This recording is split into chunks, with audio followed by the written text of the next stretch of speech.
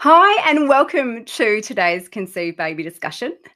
Today we're going to be talking about a topic which is something that we are all exposed to daily to varying degrees, but which has really gone under the radar until now for its biological impact on our cells and on fertility in particular, and that's sugar.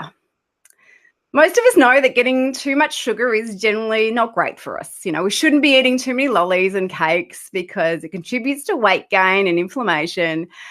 But today we're going to really look beyond the diet, beyond the calories, and find out what sugar is actually doing at a cellular level and how that impacts our ability to conceive and carry a healthy baby. So firstly, if you haven't joined us before, my name's Tasha Jennings. I'm a natural fertility specialist, author of The Fertility Diet, director of Zycia, Premium Pregnancy Nutrition, and founder of Conceive Baby, which is where you are joining us through today. And my aim for Conceive Baby is to bring together a team of specialists across all aspects of fertility and preconception health to provide you with qualified expert information to help you achieve your baby dreams. And I'm thrilled to be speaking with a fabulous expert today, Associate Professor Louise Hull, whose research is really breaking new ground in our understanding of the impact of sugar on our cells, on the egg and the sperm, and on our overall fertility health. Associate Professor Hull is a gynaecologist and reproductive medicine physician with a biomedical science background. She leads the Endometriosis Research Group at the Robertson Research Institute and the Implantation Special Interest Group for the Asia Pacific Initiative for Reproductive Medicine. Dr. Hull works at the Women and Children's Private Hospital and in private practice at ONG in North Adelaide. Dr. Hull's practice focuses on improving fertility and early pregnancy outcomes for women with implantation problems. And recently, she has explored the impact of disorders of glucose metabolism on implantation and miscarriage in clinical practice. Associate Professor Hull co-founded Fertility SA IVF Unit and was their scientific director and new developments director.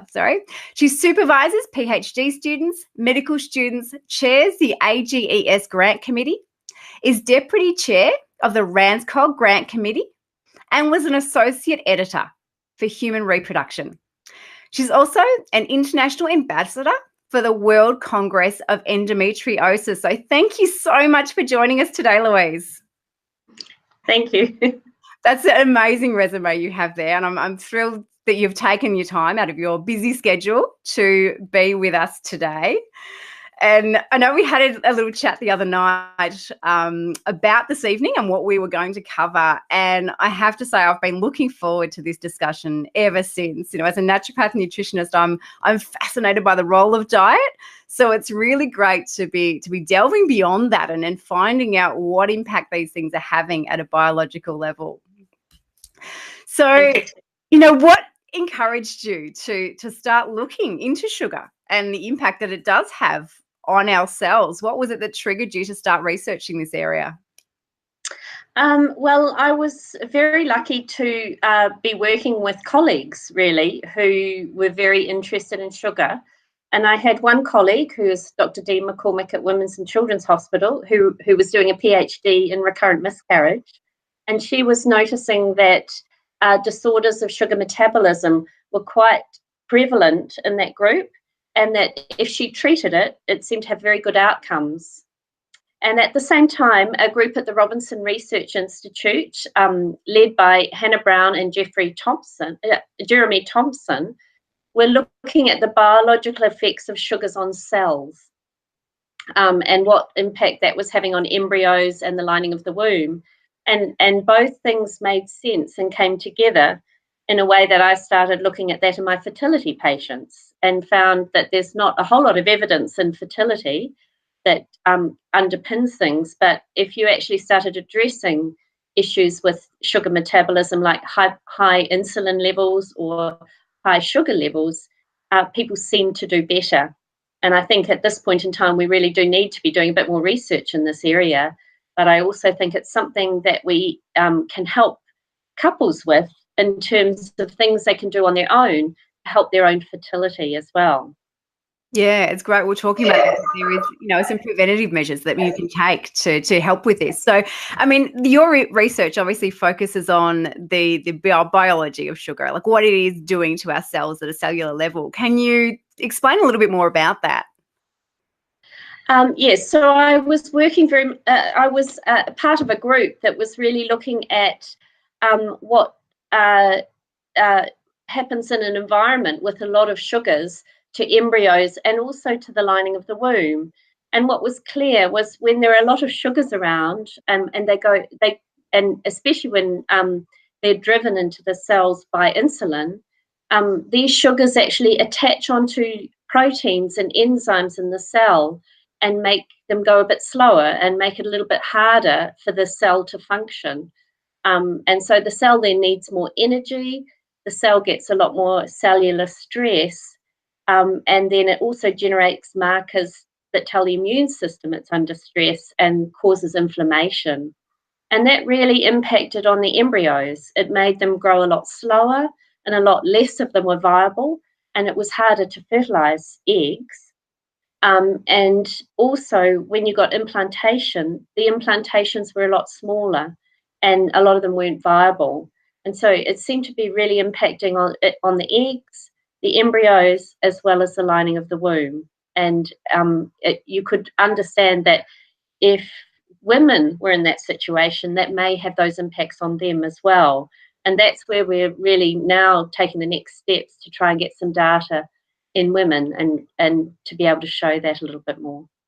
It's really interesting. It's something that a lot of people would think was almost innocuous. It's something that's in our diet every day. It is in cakes and lollies that we shouldn't consume, but it's also a general part of our diet. And infecting the immune system. I know I did another podcast and webinar with one of your colleagues, Professor Sarah Robertson, on the immune system. So it's interesting to see how some of these things do interrelate. So, how is it affecting, obviously it affects the health of our cells. What is it doing to our egg and sperm health to that degree, both male and female? So again, it's we do know quite a lot about sperm from people with diabetes. And we know that although the sperm production might be quite good, the quality isn't quite so good, and the motility is a little bit less, and also there's a bit more damage to the DNA of the sperm. So it does certainly impact on sperm. When you look at the effect of eggs and measure the environment of the follicle, what happens is you retrieve less eggs if you do IVF, and less of them fertilize. So it seems to affect all the cells, the eggs, the sperm, the embryos, and also the cells that affect the lining of the womb if they're in an environment where there's high sugars and the cells are having to work hard to function. Interesting. Yes. I mean, in relation to, I know a lot of your research also we talked about the other night in relation to miscarriage. Is that something that you also see as an impact of sugar in the diet? And this is really work out of Dr. McCormick's PhD. But what she found was about 42% of the women that came to her miscarriage clinic had either very high insulin or sugar in their blood. And of those, about 38% developed gestational diabetes. So it was in a spectrum from high insulin to then high sugars and then to diabetes. It got progressively worse in pregnancy. And when she looked at treating that, it seemed to be better. The other part of miscarriage is that we know women who have high insulin levels, like who have polycystic ovarian syndrome, have a much higher rate of miscarriage. And their rate is about 30 to 35% compared to most other people's rate, which is about 15 to 20%. And when you actually look to see if it's the embryos, if it's the chromosomes of the embryos, only 30% of the miscarriages for people with PCOS, it's actually a problem with the embryo. It seems to be the environment. Whereas when you look at the other women, about 70% is due to the embryo. So it's not the environment. So when you have the high sugar levels, the chromosomes seem to be normal, but the miscarriage rate is still higher. And it seems to be an environmental factor. And we haven't really proven that that's sugar or that that's insulin, but we know in that population that's a significant part of polycystic ovarian syndrome, and that might be part of it. And again, that's where looking to treat that. There is some evidence, there's some studies, but we need more, that by treating those high sugar levels with medications like metformin or looking at diet, improves miscarriage outcomes for those people. Wow, that's quite significant statistics there that you have on miscarriage.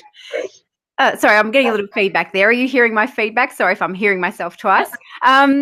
But yeah, look, obviously the role of insulin is fairly significant in what you're talking about there. So can you, explain a bit about the role of insulin in the body for people who don't understand, how sugar is affecting us? Can you explain a bit about what insulin does and how it is having these significant effects on our fertility?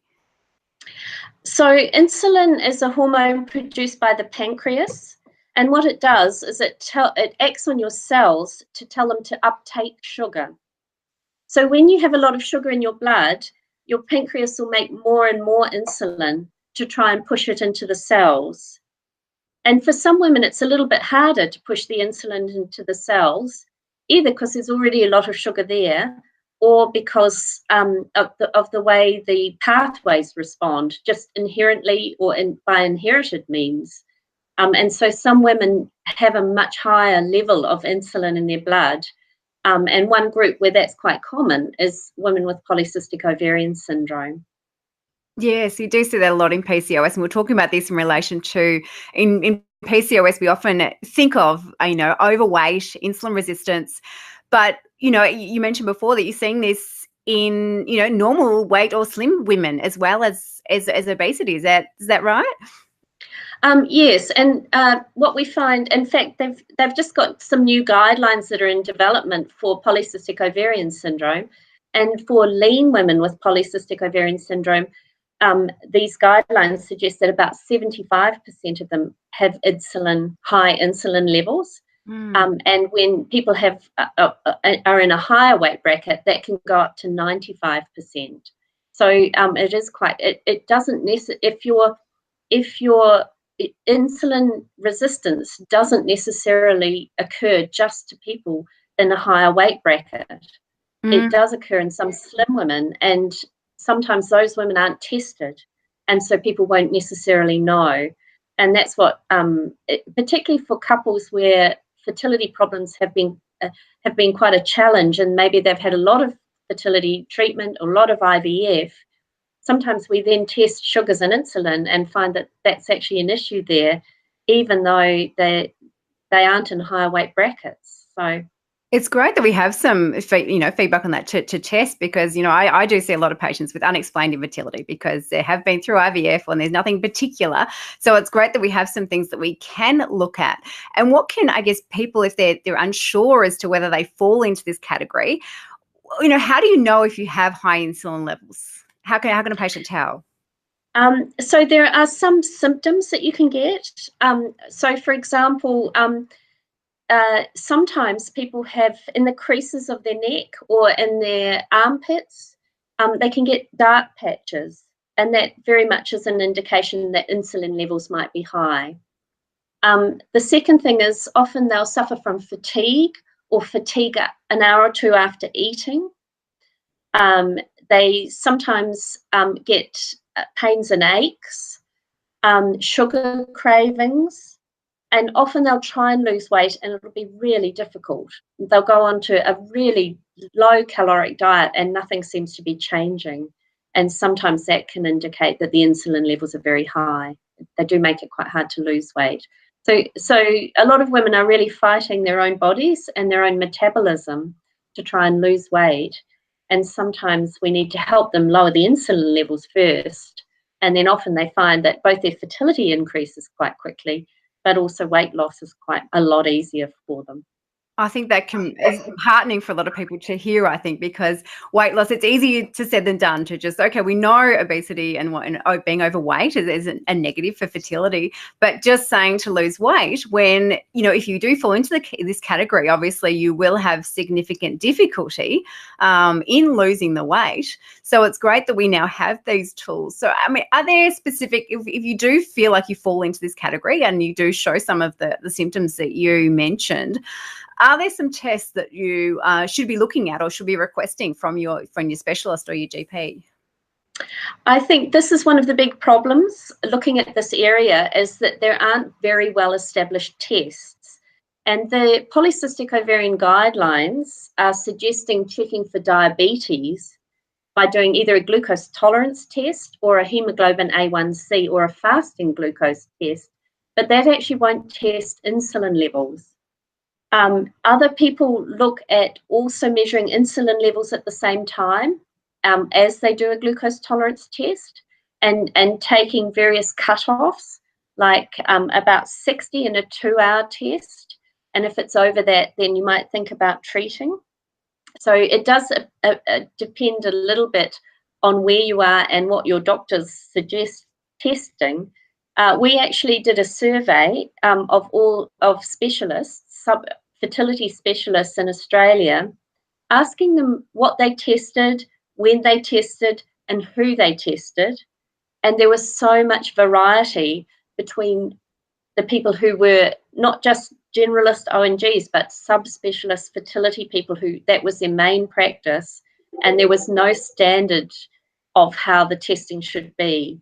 And I think that is another thing that we really need to look at in research, is really, how do we test for high insulin levels as well as sugars? And the only really established test requires 2 IV lines and, several hours to measure. And you can do it in research, but you really can't do it on a practical level in the clinic. And we're really needing a practical level test in the clinic. There are some really fabulous new tools trying to be developed. Yeah. So there are light sensors that are looking for molecules like sugars or insulin being developed in New South Wales.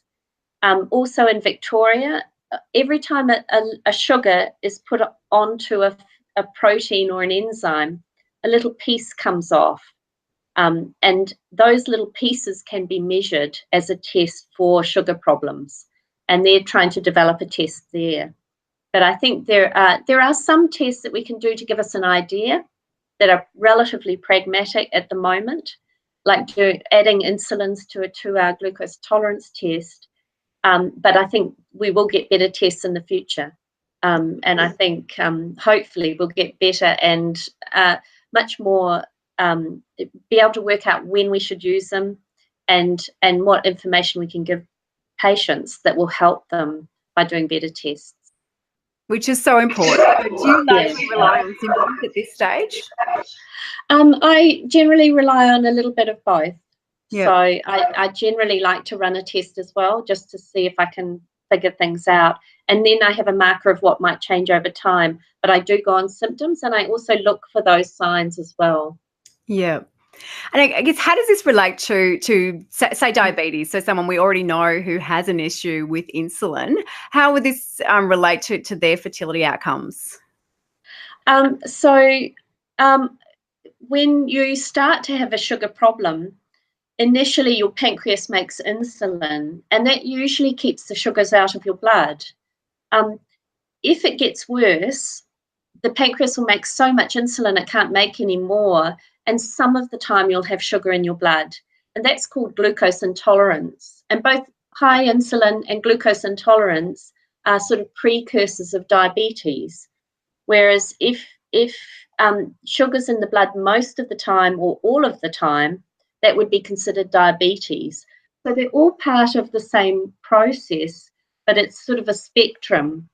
And so if you have high insulin and you treat at that point, you're not going to go on to get the diabetes or the complications of diabetes. If you know about it early and you look at taking measures which involve sometimes medications, but also changing your diet a little bit and look at your exercise programs and things like that, you can really prevent those problems, and be looking after your grandchildren rather than just getting to the point where you're conceiving your children.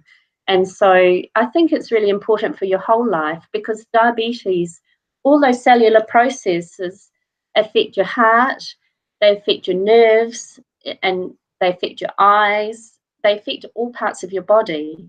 And you can prevent all those things if you know about these earlier precursors to diabetes. And if we can pick that up early, it seems to impact quite strongly on fertility, and a small amount of treatment seems to reverse it quite quickly. So we tend to pick it up earlier, I think, than other people. But, we can probably help people live a longer life as well. So, I think it is quite important. Yeah, absolutely. On fertility, obviously, but also on pregnancy outcomes, but also, our general health as well, obviously. And preventative medicine is so important. And the fact that something so relatively simple, I mean, obviously, it's a very complex, involved process. It's involvement in the cellular level of fertility, but it is something that is relatively simple to treat if we can catch it early, as you said, which is really exciting for the area of fertility, where there is a lot of unexplained fertility. So another, ammunition we can have in our arsenal to help to look at for people with those issues. So when you are dealing with patients that you find have these issues, have the high insulin and the infertility issues, what are your current treatment strategies? Obviously, this is already evolving and then there's new research coming through, but what are you currently doing with patients who you find fit into this mould? Well, I think first of all, if you can explain what it is and why it would help to change that in terms of how it will help fertility, but also it may well prevent people getting diabetes of pregnancy, because in pregnancy, the baby wants sugar to pass to it through the mother's blood, through the placenta from the mother's blood. So the placenta tries to put more sugar in the blood. And if you don't have diabetes when you start a pregnancy, you may develop it in pregnancy. So by treating pre-diabetic conditions, you may be able to prevent a complicated pregnancy. And a lot of people, if you get pregnant, you don't want to have a complication partway through either. So if we can do it all right from the beginning, we can get people through where they've got a baby in their arms. And that's really the whole goal. So a lot of people are very motivated, but it is very hard to do, particularly if your metabolism is set up in a tricky way that makes it difficult to change your sugars and your cellular processes. And so we sometimes use a little bit of medication, and we do have some quite good medications that will reduce insulin levels, like metformin. But also it's good to look at ways you can help yourself to try and, be on a weight losing and a sugar lowering diet, and just whether you get professional help, like through dietitians and naturopaths and people who are good at helping other people change parts of their lifestyle, looking at getting friends to help you, looking at what works for you in terms of diet and exercise, and how you can get people around you to kind of support you with that, is really, really important. And also just to be aware that you can't always be perfect at it, and some days will be better than other days, but every little thing, and it's always very hard when you're trying to change diet, especially because it's the things you're not doing that you sort of have to reward yourself for, rather than, the things you are doing. So people don't notice that you're not eating that cake or eating that lolly, but to be able to say, oh, actually, that was actually really hard to do, but I did it, and to be kind on yourself as you do that, I think is really important. Yeah, I'm always talking about that with patients. It's the small changes that we make on a regular basis that can have a far greater impact on, I think, okay, well, I have to do a 2-week, no sugar detox, and I must stick to this, which is great if you can do it. But, a lot of the time they think, oh, I can't do that this week. I can't do that next week. So we just start with what you can do now. start making those small changes that you may not think are having a big impact. But if you can do them regularly, if you can do them daily, if you can change one thing about your day each day, you will make far greater progress than doing something that's, as you said, often unsustainable. You get all motivated and excited and you can follow it for a week until you fall off the wagon and then you don't get back on again. So making those small changes, as you said, is so important. And getting the people around you is great as well. I know working with both partners always makes much greater difference than working with one, because if you've got your partner beside you doing the same dietary changes, it's a lot easier to stick to, because you do have that support there, and whether it's your partner or friends, as you said, but people around you who are supporting you rather than bringing you down and saying, have that extra glass of alcohol, have this extra cake, it's all right.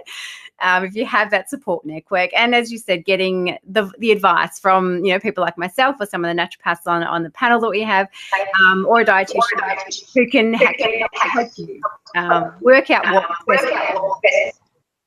Yeah, absolutely. Yeah, no, it makes all the difference. So And I know we were talking about some trials that I know one of the researchers that here in Melbourne was doing it in actually more patient-centred to style. Can you tell us a little bit more about that and what's coming up? So certainly there are some people, particularly in Australia, I think, focusing a little bit more on the cellular basis of sugars and fertility. And I do know that there is a trial being run by Dr. Gemma Evans, who's at Prince Henry's. And she is working with Monash IVF and Melbourne IVF to look at having a low sugar diet, and looking at the impact on the markers that we've examined in cells and blood of sugar metabolism, and seeing if they correlate to pregnancy outcomes in IVF as well. Right. Yeah, well, that's exciting to see your research, whether that extrapolates to the general population. Yeah. So we've got a lot of research in animal models and in the lab, but we haven't got a lot to base our ideas on from human studies yet. And there's just some really good trials being set up at the moment to try and actually be able to show what a difference it can make.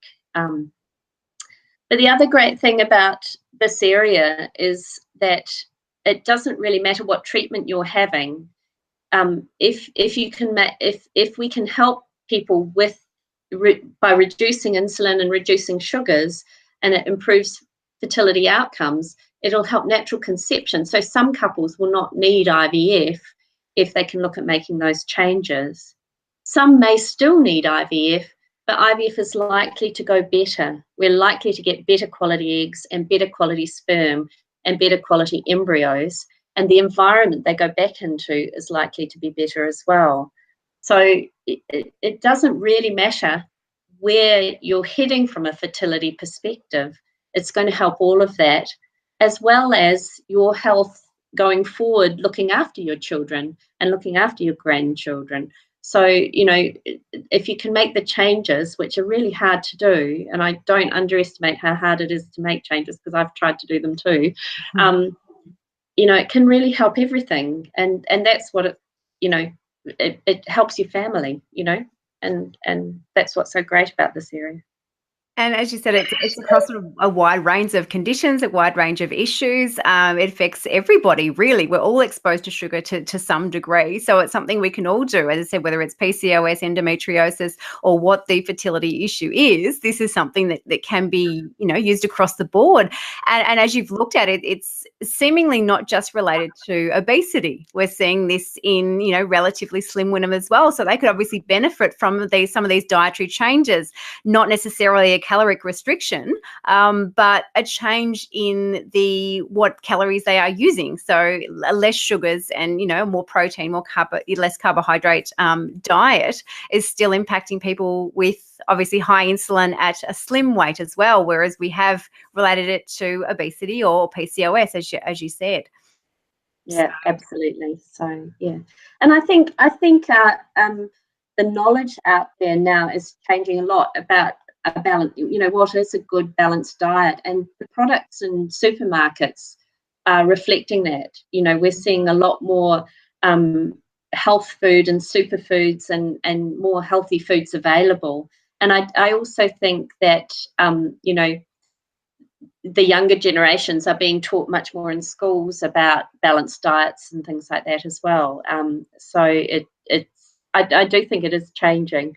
And I think in the future we'll all be a bit healthier, honestly. Well, it is great to see, though. As I said, there's a lot more education out there. There is a lot more information about healthy diets. You know, even there, I have to say, you know, the master chefs, and there's a lot more interest in cooking than there was even. You know, it doesn't feel like that long ago, but when I was growing up, it wasn't really about cooking things from scratch. It was all about getting things out of a can or a bottle you know, it was just fast and quick and easy. Whereas now, you know, it's actually a positive. You know, I remember, you know, the Sarah Jessica Parker on Sex and the City, you know, putting the shoes in the oven, and that was kind of cool. But now it's actually cool to use your oven and know how to cook, which is a great turnaround, you know, for the better in relation to, as you said, fertility, obviously, but your family for the longer term, you know, raising grandkids as well as just your own kids, extending your life as well. So, you know, family on so many levels. You know, it's really great to see this research that you're doing, you know, really being extrapolated to the general population. So we'll have to reach out to Gemma as well and see if we can have a chat to her about the exciting new research that she's doing here in Melbourne as well, which sounds fantastic. No, yeah, there is. I think there's going to be a lot more research in this area as well, which is great. So, yeah, it'll be interesting to see what happens. It is, and I think having the awareness, as we said, more information, more people are, I guess, motivated to make the changes, because these changes, as we said, we've both been there. Everyone, you know, to try and stick to a calorie-restricted diet or a sugar-restricted diet is difficult. But when the motivation and the desire is so strong, and you can understand from a biological level what that sugar is doing to your body, I think the motivation to, you know, because this is having such significant effects on your fertility, there is a great motivation to be able to make those changes. And as you said, get the people around you who can support you, get the advice you need to be able to make those changes well, and work them in with your appetite and your diet. And yeah, it's an exciting future. So is there anything else? I mean, I think we've probably summed up, hopefully, a lot about the impact of sugar and how it is impacting our cells at a biological level. It is impacting our egg and our sperm health. It's impacting our ability to carry a pregnancy, as we spoke about in miscarriage as well. Is there anything else that you would like to let people know, make people aware about sugar and their fertility health? I really think you've covered most of it here today. Good. I feel like we have too. And as I said, I know we chatted for a long time the other night, because it was just, I'm really fascinated by your research, because I think this is something, you know, we've seen generically for a long time. Yes, sugar's bad for us. We know bad for us. It's bad for weight, and we shouldn't be overweight when we're pregnant, and we're trying to conceive. But it's all been on such a superficial level that I think it's hard to motivate someone, because, well, you know, my next door neighbor, she got pregnant and she was really overweight. So it's not just the weight. It's not just losing weight. It's about your metabolic differences. And obviously we are all genetically and metabolically different. And so, as you were saying, women with these high insulin levels, who, you know, the woman next door who has 6 kids and is quite overweight, she obviously doesn't have this issue. Whereas if there's something that you do have and there is an unexplained infertility, and this is something that you can look into for yourself, is really exciting to be able to do that, because I think there has been a presumption. I often hear, I guess that's what I feedback from patients that I hear, or so-and-so got pregnant and they're overweight, so why does it matter to change my sugar intake? But we're seeing now, obviously, if there are those metabolic differences, then it can make a significant impact on male and female fertility. So it goes very well with the evidence that if you don't have to lose very much weight to have a big impact on a positive impact on fertility. You only have to lose a few kilos, and that's probably more about your metabolism changing to a weight losing metabolism rather than a weight gaining one, rather than actually kilos. Yeah. You know, so even if you just lose a few kilos, your whole body's metabolism will change, and that is really helpful for fertility. So, you know, not to be scared of, you know, the idea of, you know, you have to lose lots and lots of weight. You don't. It really is changing the metabolism, and just every little bit you do helps. So, yeah.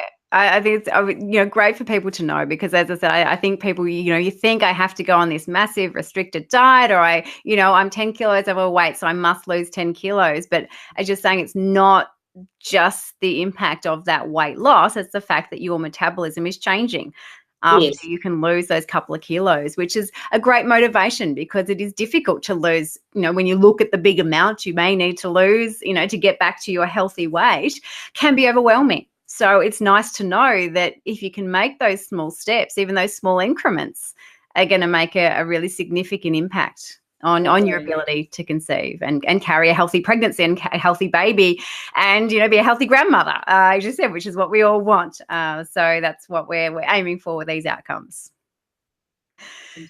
So thank you so much for joining us. I think we have covered, you know, a great deal tonight. So I hope it really has given some people some insight into the role of, you know, a seemingly innocuous part of our diet that can have a significant impact on our ability to conceive and carry a healthy baby. So some fascinating insights that I'm personally fascinated by. So I'm sure our listeners are just as fascinated. So thanks again for taking the time out of your busy schedule to join us today and discuss your exciting new research.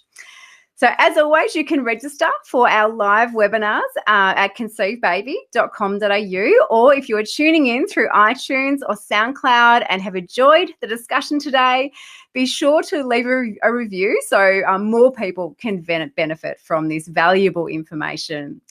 And if you would like more support, I do always make time in my calendar each week for you to book in a free 15-minute consultation with me to find out more about your personal situation and how I can best help you. So you can book in for your free consultation at tashajennings.com.au. So thanks again, Louise, for joining us. And thank you for being a part of the Conceive Baby community. I look forward to speaking with you again soon.